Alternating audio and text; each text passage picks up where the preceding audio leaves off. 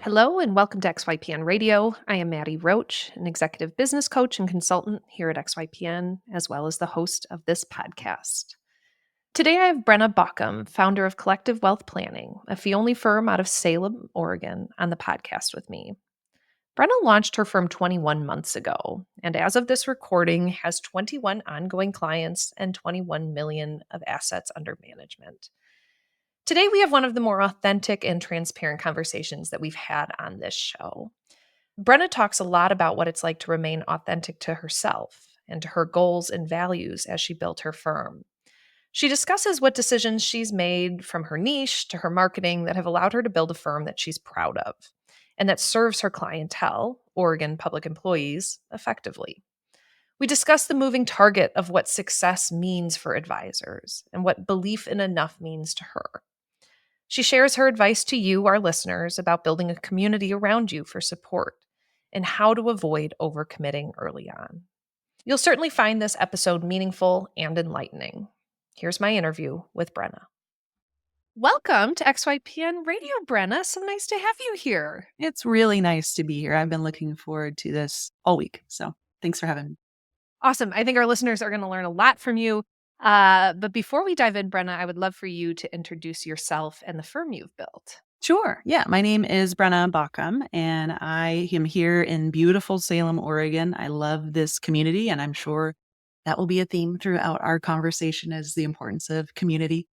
My practice is collective wealth planning, and it is 21 months old a week ago. So celebrating an important milestone as I approach my 2-year mark, which has been full of accomplishments and celebrations and tears and all of the things that happen in your first few years of working. So I love it. Wouldn't have it any other way. Brenna, I loved how you explained all those emotions that advisors feel in the first few years of their practices. And I'm sure we'll get into some of them as our conversation progresses. But you actually said something really nice at the start of our call as we got on this morning, which is that hearing the numbers and kind of under the hood information about a firm was always helpful to you as you listen to XYPN Radio. So if you're comfortable, would you be willing to talk about kind of your revenue, how big your firm is in terms of client size, things like that? Sure. Yeah, absolutely. So one of the things that's important for context here is who I serve. So my niche is Oregon public employees and retirees. So I would say about 70% of my client families fall into the public employee space. The other 30-40% are retirees. And I also offer services in 2 different ways to meet people both when they're working and when they're retired. So on the retired side, my client family is ongoing, who I serve about 21 households. And this is my 21st month, as I said. Wow. And I have about 21 million under management. And so it's just funny. I don't know what it is about 21 right now, but it's a very auspicious number for me. And so that is, and there's some context to those numbers I would love to give at some point. And then on the other side, project-based planning for a flat fee. So since I opened in January of 2023, I've had about 15 of those project-based plans, and that has brought in about 100,000 in revenue. So those are the big revenue streams for my practice. And then I was also very fortunate to do some consulting for Money Quotient during my first year. So the power of having an alternative income stream in those early months, I'm a big advocate for that. So, wow. Congratulations, Brenna. What a great start. Thank you. Yeah, it has been very affirming and very humbling. And maybe I'll share a little bit of the context I just referenced too, if you're okay with that. I would love that. So I worked for an independent RIA for 8 years here in Salem before I launched my own practice. And it was really important to me not to solicit from that firm when I started. I did not want to build my business based on taking business from someone else. And so I didn't. And Salem is a small town. And so people, when other clients that I had early on who wanted to work together again came and found me organically. And though that was the affirming part, right? In those first 3 months or so to have familiar names come, I think my 4th day of business, I had my first client meeting with one of my clients I had had for 11 years before, Wow. was so special. And anyway, so those first few months were a number of clients. I think 5 in total have joined me in my new practice that I used to work with. And those 5 represent about half of the AUM I manage right now. Wow. And so what I didn't want to do was come on the podcast and say, oh, 21 million under management in 21 months and have people who are starting feel like, what? How do you do that?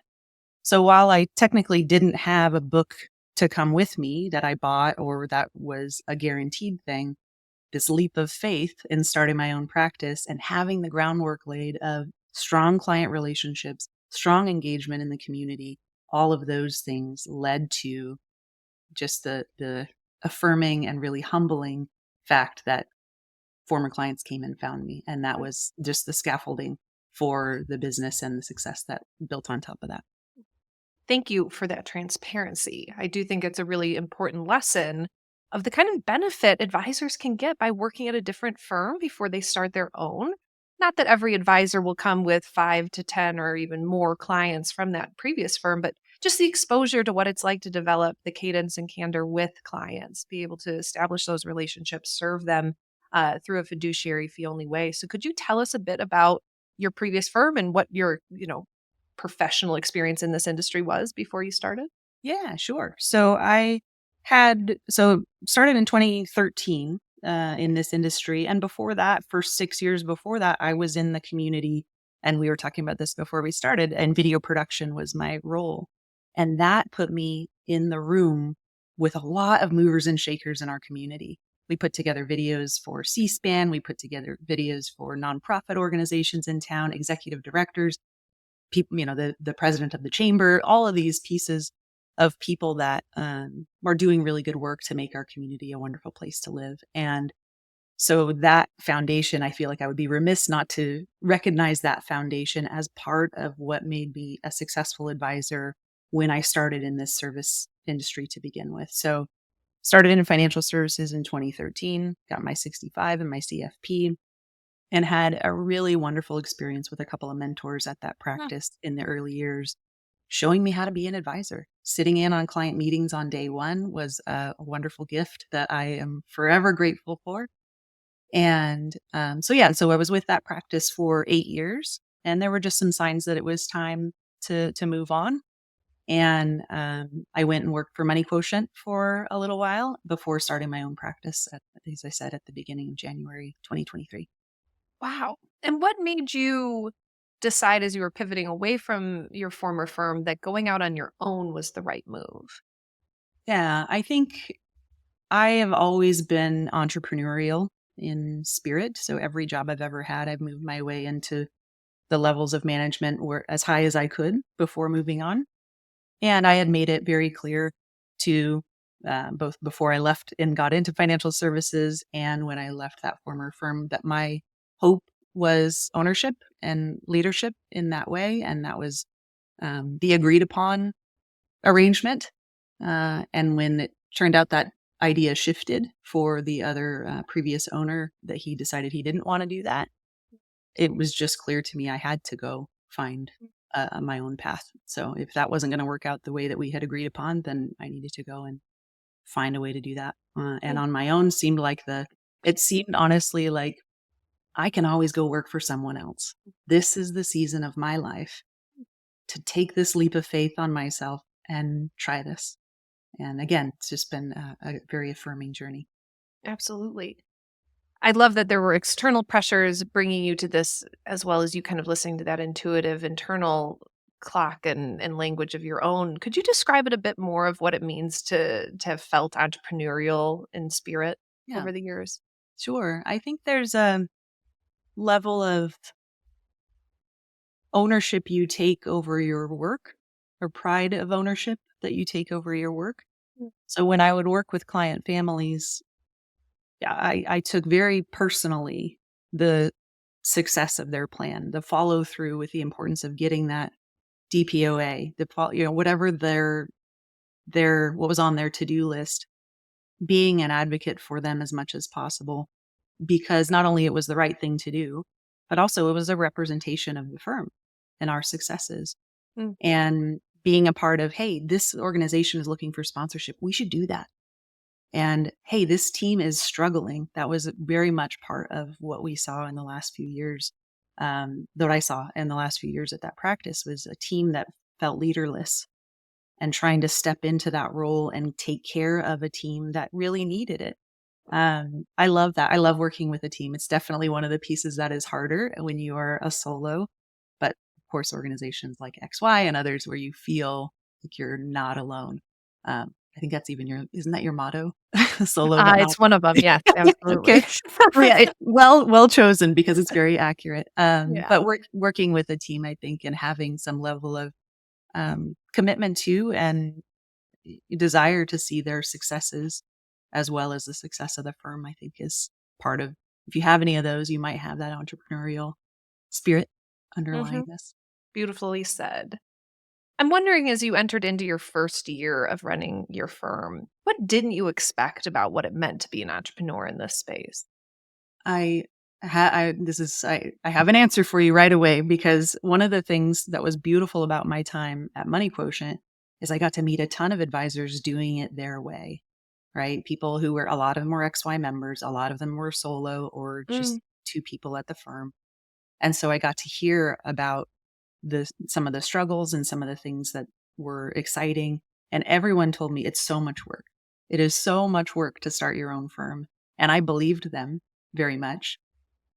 And what I felt like nobody quite properly prepared me for was how hard it is to stop thinking about it. Oh, You, oh, I'm so glad you say this. Keep going. yeah, it is such a, especially when you start to have successes. I'm sure it's the same when you have, struggles as well. But when you start to see some green lights popping up and, ooh, this is going well. Oh, I could, in the shower. Oh, you know what I should write a blog about? Oh, you know what I should, I need to get on this. I need to do this. I need to contact this person. There were so many, and I still struggle with the balance of, part of the reason I did this was to be able to spend a lot of time with my family, go to my kids' class, to be the chaperone on the trip to the zoo, all of those things. And so it's such a balancing act of trying Mm. to acknowledge and celebrate the reasons which you started this practice and also uh, have that excitement because this is like it's not like another kid. It's very different than having a kid, but it is like something you love a lot. I love Right. my practice. I love it. And I'm so committed to its success that it is sometimes hard to put it aside and be fully present in the other reasons why I did this. Mm. I'm so glad you're talking about this and how all encompassing this identity can become. I coach a lot of advisors who are just entering into this space and are trying to define what time allocation looks like in terms of how they spend time with their business. And one of my most important lessons all the time is that you're spending all your time thinking about your business if you're anything like Brenna and what she's just shared. So we have to be really intentional with what the head down work looks like and how long we let that take because a lot of the real work is happening on the sidelines of those soccer games as you're thinking about the blogs or you're in the shower. So I'd be interested in your advice around how do you turn it down and do you need to turn it down in the first few years? Yeah, I think the one of the other great pieces of advice I got from other advisors, and again, that's a huge piece. I feel like of my success is being able to learn from the generosity and sharing of so many other advisors. But one of the pieces was just around really basic time blocking for your week. So I see clients 3 days a week, and 1 week a month I don't see clients at all.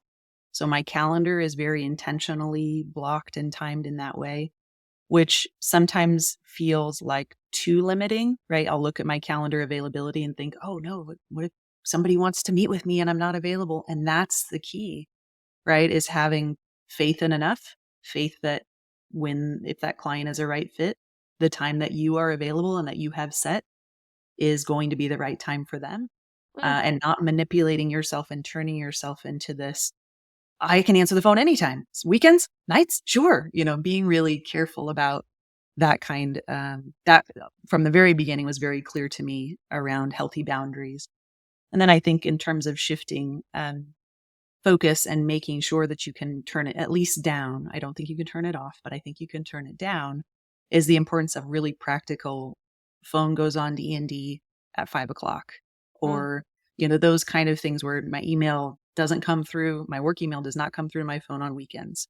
That kind of stuff that you have to, because what's hard about it, it's this dopamine hit every time a new client books, or you're like, oh, and then you start to feel a little bit of letdown if you don't get that, and that's a bad place to be.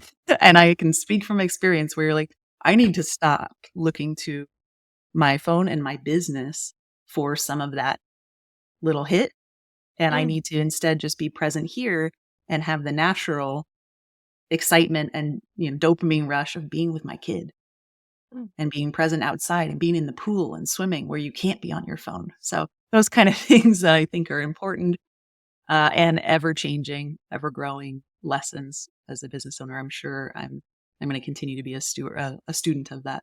Mhm. Have you been able to make that transition to being able to find that dopamine from the rest of your life outside of this business? I've worked in the space of entrepreneurs for so long, and I just see so many of them really finding an identity and placing their value on their business, their personal value on the business. And I'm Yeah. wondering, you feel so evolved in so many different ways, Brenna, that can you advise our listeners around, is it possible to continue to find those dopamine hits outside of work? Yeah, I think it takes an accountability partner, at least for me. It takes an accountability partner to be able, and that person can't be your partner, your life partner. Um, but I have had a really great success, and I just love her. Jennifer Gray is a therapist and a Mm, counselor here in the Portland area. She works with people remotely, and she focuses specifically on people in financial services and women in particular. So if you are feeling in particular overwhelmed by, or stressed out by, she's my accountability partner to be able to go to and say, "Did you go out into the garden this week? Did you stop working at 3 o'clock like you said you were going to? And if not, let's talk about that. What does that mean, and what were we looking for? Was it really that project that needed to be done, mm. or are we falling back into some habits?" So, yeah, I really valued having her as a thought partner in these early years as I'm transitioning to understanding, what does this look like sustainably for me, for my family, long term. I give you a lot of credit for seeking outside support here. A lot of people will pull the lever of relying on their romantic partner for this, and that is not always an identity that they want to have, or Right. is it an accountability that they should have. And of course, many members lean on each other, which I know you're involved in our network quite well. But to have an outside therapist or coach to be able to help hold you accountable is a level of self awareness that I think more advisors should look into.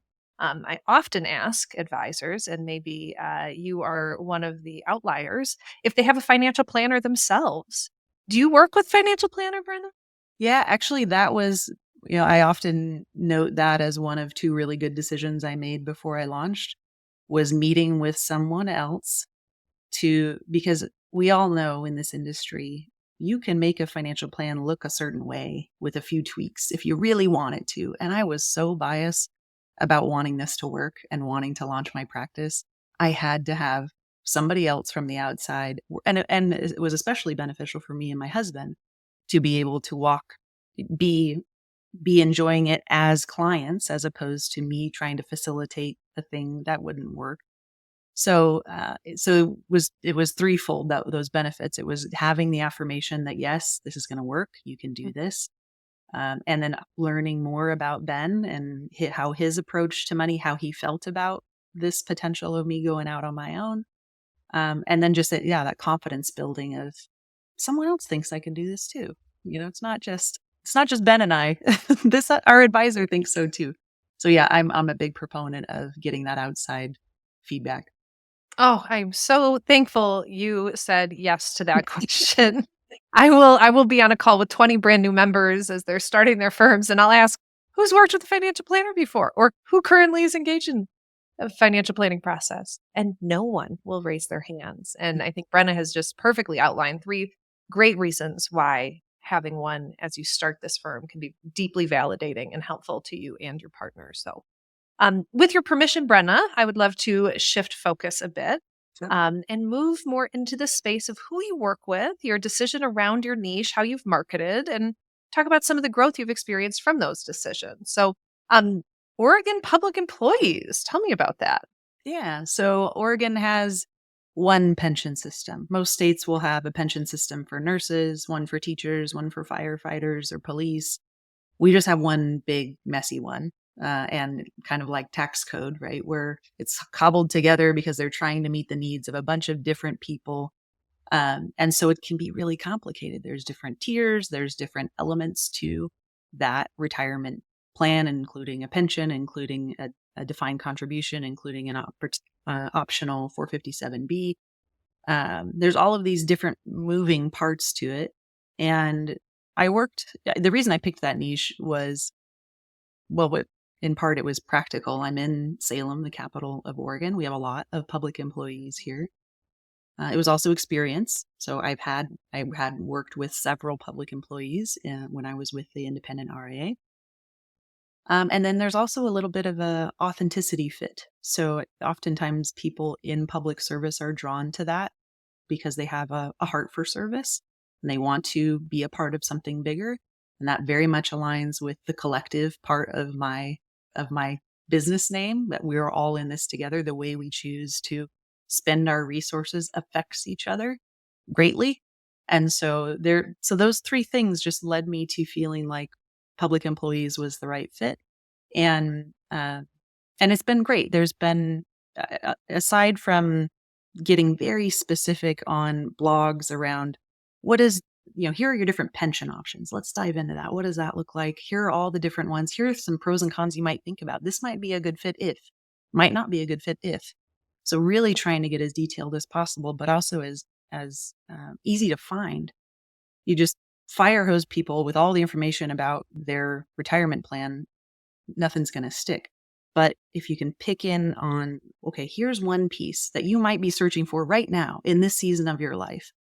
So creating content around that's not only blogs that are highly optimized for SEO, as much as my limited knowledge of SEO is, as well as YouTube videos to go with. So I've found that combination of having those two things together to make it so that when someone searches what is Oregon PERS IAP, that's our individual account program here, my video pops up right away.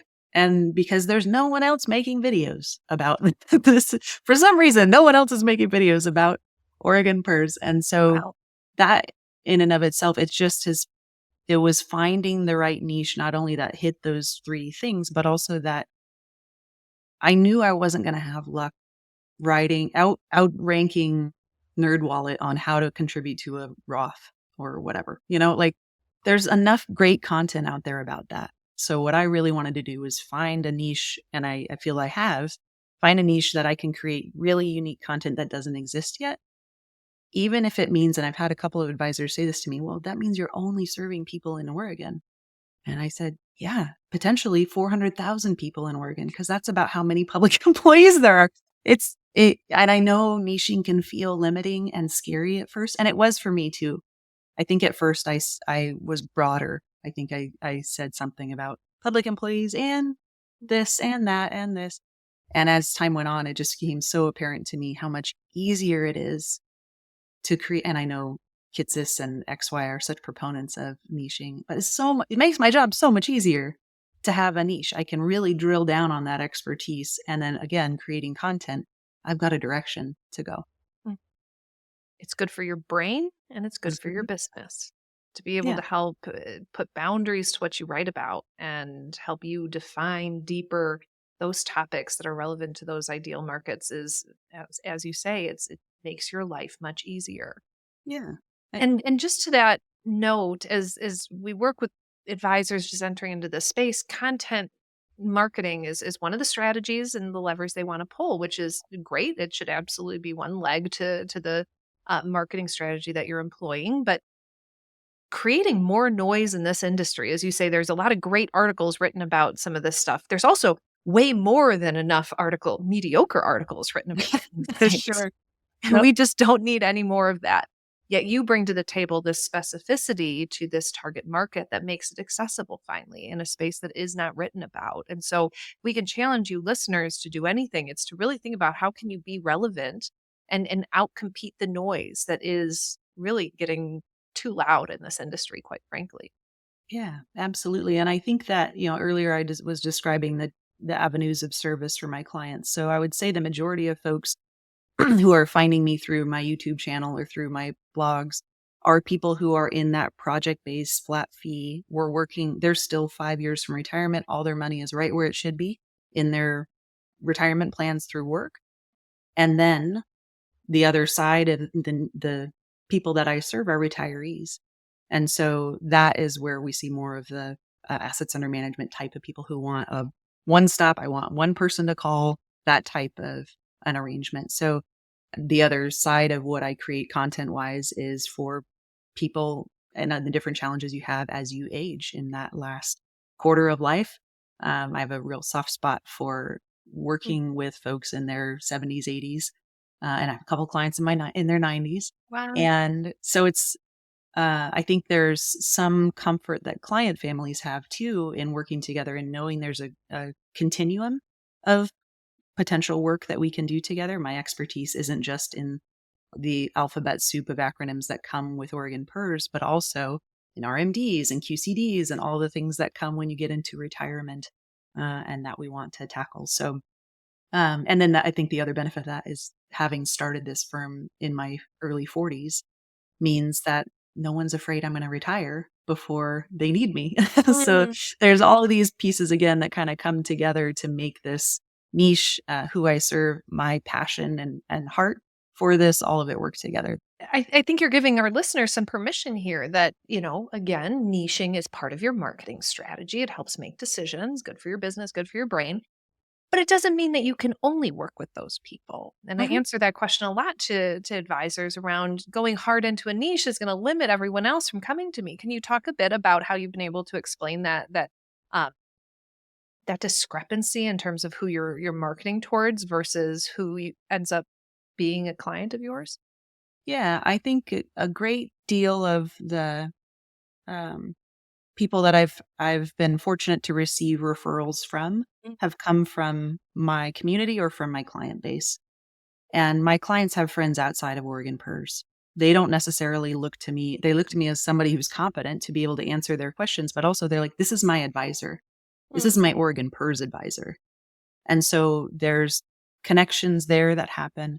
Having been in this industry and in this community for a long time, CPAs and attorneys are referring to me often for clients that are not Oregon public employees sometimes, but mostly, hey, this person, I just know your personality is going to be a great fit. She needs XYZ. I think I'd really like to make an introduction.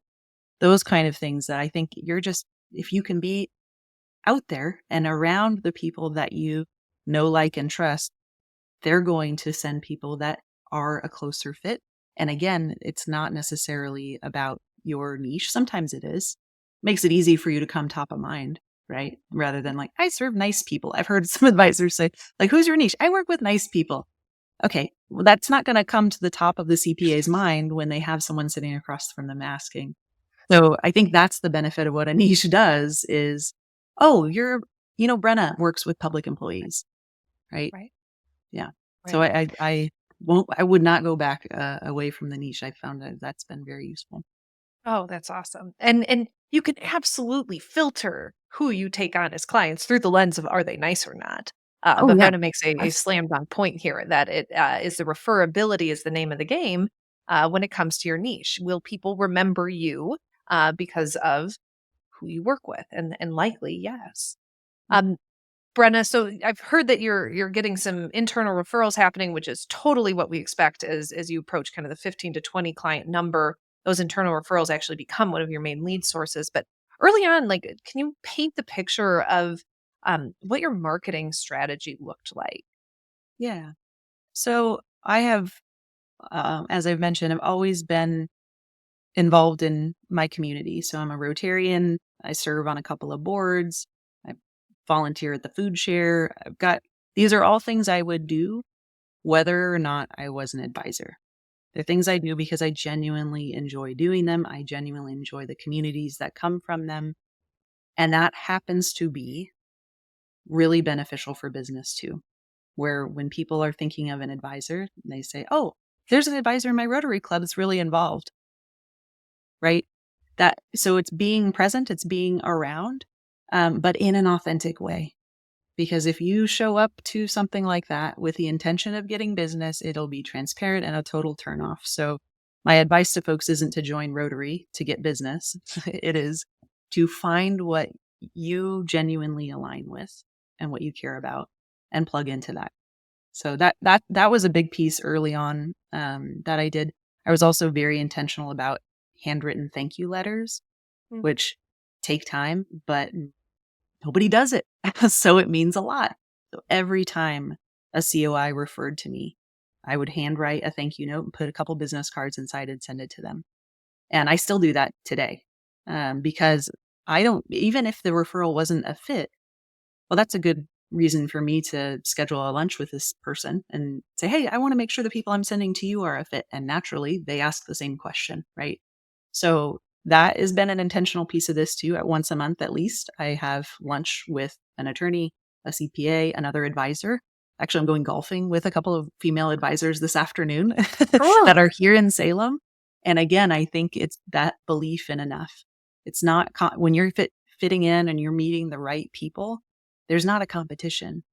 It is a belief in enough, a support of each other, particularly as women in this industry, lifting each other up, commiserating when needed, and finding, hey, you know what? I'm not a fit for you, but I know exactly who is. Let me make a warm introduction. That's what makes this industry really a wonderful place to have a career, I think. As a coach, I'm often presented the question of, how do I get these clients? And it is so hard to have to answer that question because it's not a question you can just answer. And there is so much of this like human side of it that you need to embody because that's just who you are. And how you can convey that to a very overeager new member who wants to hit the ground running and get those clients and go all in on the niche, to explain that there's like part of this is just showing up as who you've been for the past 30, 40 years and remaining very authentic in your natural market and explaining who you are and what you're doing and letting that actually help fuel some of the natural growth that comes with that kind of initiative. And there isn't, I don't know what marketing term that means as part of your strategy, what that is, of like just being yourself and being involved in your community. But it appears to have been a really, really important lever for you, as other advisors have shared on this podcast. Yeah, and I think it's such a shift too from, I think oftentimes, and it was sort of a running joke at the other practice I worked with, that you had to be a blank slate, right? You can't really have a political opinion, a religious opinion. You just sort of need to be there for your client and be a chameleon. And there's definitely a benefit to being a chameleon. And there's also a big drawback. And the more authentic you can be, one of the beautiful gifts of running your own shop is you can be as authentic as you're comfortable being to people. The more authentic you can be, the much more likely you are going to attract clients that you enjoy spending time with. And that becomes so much more than clients. So I think is a huge piece of authenticity and the freedom you get of just leaning into being yourself. Yeah. And we've talked a bit about trust. And some of this does require trust, that your continued involvement in the community initiatives that you've been part of even prior to you starting your own firm, trusting that that may and will result in some client referrals eventually. And it's just a hard thing to accept as you are a brand new advisor. And where did that trust come from for you? Well, I don't know that it was ever an intentional. Like I said, I would do this even if my job were computer programming, right? I would still, that's an authentic piece of what I want to do, to be involved in my community and make it livable and lovable and a place I want to be, is serving the underserved, spending time with movers and shakers, going to fun, fancy events and emceeing them. I just got to do that for the food share. So those kind of things where you're just part of it, part of something bigger. And for me, the nice byproduct of already feeling great about being involved is that business came from it. And again, I think that I have been on boards and I've been in rooms with people who are doing that for business purposes, and it is so transparent. So please don't do that. It's a real turn. People don't like that. But if you find things you're genuinely excited about and that happen to have the right people in the room, I think it's okay to look for that cross section, right? What a beautiful way to like remain not just your business too, to like have a life outside of it also that fuels you and is your support system. For sure. Yep. You've said two things that stood out to me. You said faith in enough and then belief in enough through different answers. And I'm wondering, this must be a mantra of yours or a motto that you think through a lot. Where did it come from? Can you define it? I, it Yeah. resonates with me somatically. I'm interested in what your experience with it is. Yeah. I think that a big part of my confidence, not in launching my own practice, wasn't only on the community I had built here in Salem, but also the community of advisors I had built across the country. And in working with lots of those advisors over time, I saw examples of people believing in enough and saying, "Oh, this prospect came my way. Yes, they're a $4 million potential management client, or they, the numbers on a on it might look really good, but you know what? I don't have that expertise. So I really, while I could help you with XYZ, I really feel like who would be a better fit is this person." And I think just seeing that, saying, "Whoa, that is so different than 11 years ago when I joined this industry and sitting at an FPA meeting and meeting people who were sort of like not wanting to share, not wanting to talk to you, feeling a little bit standoffish." I had an impression that's what this industry was about at the very beginning. And then I realized, oh, it's because I wasn't finding my people. I wasn't finding the right people. And honestly, a huge piece of what opened the door for me, not that there's anything wrong with FPA, I should say. FPA is a great organization. I just had a kind of a bummer experience at the beginning. Totally. Um, but but what I found was when I started to really get into life planning and the life planning community within financial planning, not only did it light up the way I wanted to work with my client families, but it also exposed me to a ton of advisors who also had this same belief where they said, yes, I can. And I think in my first 6 months, 6 referrals came from other advisors from around the country that I knew through the Nasrudin Project, through Money Quotient, through any of those other organizations that are life planning focused. So I really feel you got to find your people in this industry. So well said. I've been really chewing on for a while just the ego that can be present in this industry. I mean, it was here 10 years ago when I got into this industry and it was here before I entered the industry, but Mhm. there does seem to be this new group of advisors who are beginning to adopt a very similar sentiment to what you're sharing, Brenna, which is we've got to be able to define what success is for ourselves. We've got to define what is enough to ourselves. And I keep kind of equating it to this like metaphor of like, what game are you playing in? Like, are you playing in someone else's game or are you playing in the game that you want to actually play? And I imagine that must be one of the hardest things as an advisor and as an entrepreneur to define, which is what is success. And so I'm interested in what is success for you. Yeah, I think I'll just speak briefly because I can't not speak briefly on that measuring stick that we create for ourselves, and needing to be really intentional about creating that measurement for ourselves. And it's the same exact thing that we do with our clients. So a big part of my time at Money Quotient and my conversations now using those tools with clients is around creating your own measurement of success. How do you define this? How do you define satisfaction? Tell me that as your advisor, and I can give you better recommendations. I can better understand your values and where you're coming from. And the same thing applies to me, right? In doing this work. And so for me, success it continues to be a moving target a little bit in these early years, to be frank, because there's, on the one hand, I'm very interested in having a solo practice for the foreseeable future. And on the other hand, I really miss working with a team. On one hand, I really, like reconciling my books and doing the nitty gritty things within my business. On the other hand, that's not something I can do the whole time myself. So at every growth turning point within the business, I'm having to reevaluate some of those things that I thought meant success. And now, well, actually, that is a smaller piece of this. So I have to keep coming back to, which we talked about earlier, why did I do this in the first place? I did this so I can be the chaperone, so I can go to my daughter's class, so I can stop working a couple of days a week when she gets out of school at 2:20, right? Those have to remain really solid for me. And the other pieces that flow around it are, of course, having a reasonable income, making sure we have enough as a family, and making sure that I still love what I do and get to do the parts of it I love and not necessarily get drowned in the business management side of things. So it's Morpheus, I guess, continues to morph over time. As you think about the coming years, what do you think you will take off your plate? Hmm. And have you outsourced anything yet?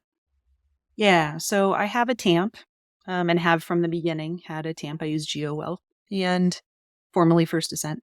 I use them, and because I was acutely aware I can't do everything, and that seemed like a big piece potentially of time and energy. So that's one. I'm meeting in the next 2 weeks with a bookkeeper to potentially take over my books, which is bittersweet. I'm working with Sphinx Automation to go through and really fine tune my workflows and my processes. And we start that work in November. And so on the horizon, I have all of these potential buying of time, which again, another thing I talk to my clients about, like how can we outsource the things to buy us more time, the thing we can't really manufacture. So those are some of the things on the horizon. I expect in the next 6 to 12 months, I'll be looking for an assistant, and then probably in the next 12 months after that, a paraplanner. Mm. So those are the things, and whether those are 1099 or W-2 is yet to be determined, again, based on all of the other variables. But those are the pieces I think are probably coming pretty soon.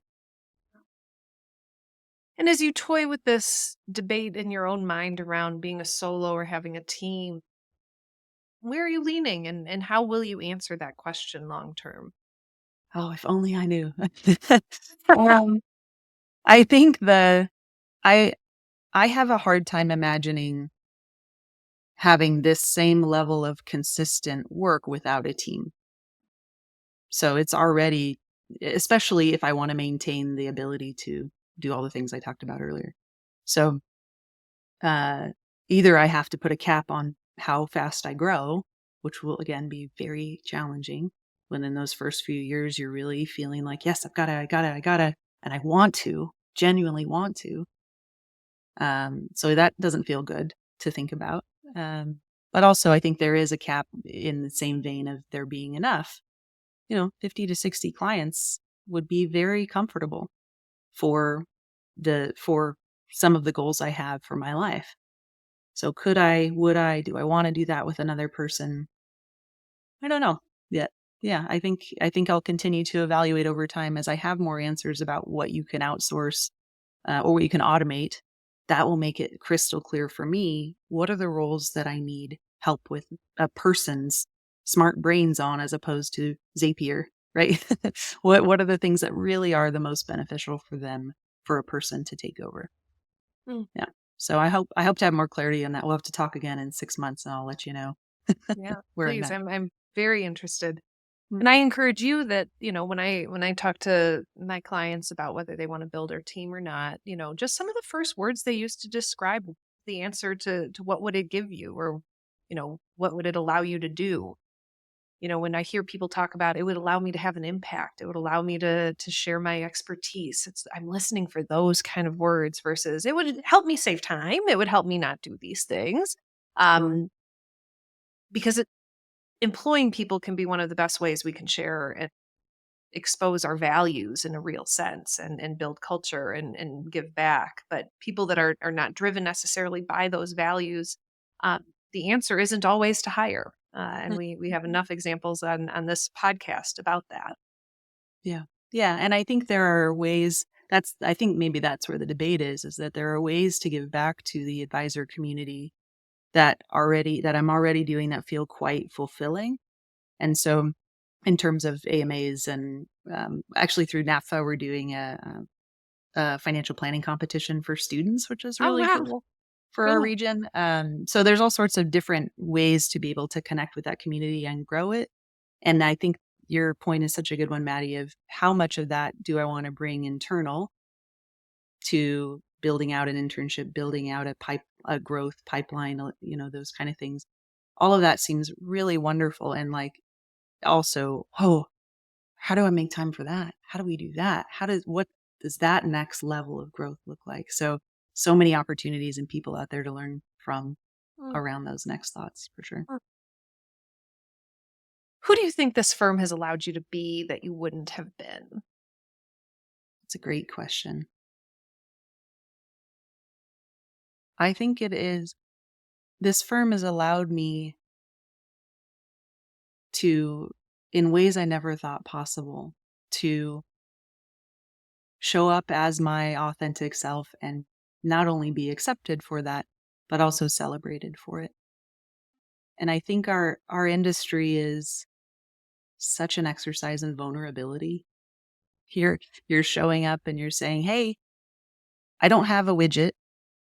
I, this is very important. Financial planning is very important. I'm good at it, and I hope you see the value in that." And then you wait, sort of. You're also doing a bunch of other stuff at the same time, but also you kind of are waiting for people to answer that call and say, "Yeah, you know what? I think you are. And I think it is. And I do believe you and do want to work with you. And I can see building trust with you." And so I think to be able to put yourself out there on your own and say, "Here I am. Here's my flag in the ground," and then see people come is just, that's an affirmation I don't think you can get doing anything else other Mm. than starting your own thing. Mm. Brenna, I'm interested if you could help one or a few or all of our listeners avoid a painful mistake or issue that you ran into in your first 21 months. What would it be and how would you advise them? I think one of the things that I did early that I would go back and do differently is I said yes too many times too fast. So I said yes to too many clients at once. I said yes to too many volunteer opportunities at once. I said yes to too much with my kids' school, and I ran out of Mm. time. I ran out of energy. I ran out. So it was about August of my first year. So 8 months into my practice, I was like, what is Ah. And I hired a 1099 paraplanner to help me work through the planning cases that had come across my desk that I was drowning in. Um, and one of the hardest things I had to do was say no to something I had said yes to initially, right? A couple of those volunteer opportunities. And I am a big proponent of, and I think it's so important to stay true to your word. And when you say yes and you show up to do that thing. And also very important to continue to check in with yourself over time. And to be able to be honest and say, I just don't have the capacity for this now that I fully understand the scope of the engagement or the commitment. So continuing to check in with yourself, especially in those first 12 months, I think is a really important piece, having people to bounce ideas off of. It was probably about then I hired Jennifer, actually. That was probably about the time that I thought, I don't think I'm checking in with myself enough. I need someone else to help me do that. Mm. So, yeah, too Beautiful. much too fast. Listeners, I hope you have enjoyed this conversation as much as I have. Brenna, you are just a wealth of knowledge, and thank you so much for sharing your experience and being vulnerable. And congratulations on building a firm that serves you so authentically well. Anyone not watching the video, Brenna is sitting here with a nice, beautiful fireplace to her left, and this conversation and the cadence and the truth that we pulled out from it. I think it's just a really beautiful, beautiful episode. So thank you, Brenna, for being part of our community, sharing yourself with our community and your clients and your community. Any final words for our listeners? I would just say thank you, Maddie, for having me. This has been a lovely conversation. And I would say that if you are in a space where you're not feeling supported as a new advisor or as someone who's a new firm owner, know that there's lots of supports out there. So I've got links to a lot of those supports on my website. So if anybody wants to go under the FAQ at the very bottom, there's a little link for advisors specifically.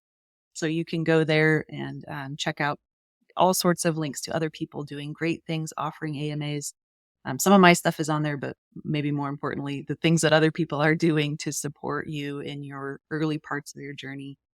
We're all cheering for you. So Hmm. yeah, just continue the good fight and reach out to those when you need support. Thank you, Brenna. Yeah, I thank will you, hope Maddie. to be seeing you soon. Thank you.